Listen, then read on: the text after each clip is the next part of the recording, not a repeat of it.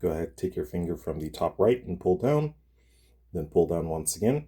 So within this section right here is where you will find the recording option here. If you don't see it and you slide to the right and you still don't see it, go ahead, click the pencil icon on the right hand side. Keep going down here and we should see an option for screen record, which is right here. So somehow it's under the display option, but just keep looking through these different sections here and you should see an option for screen record.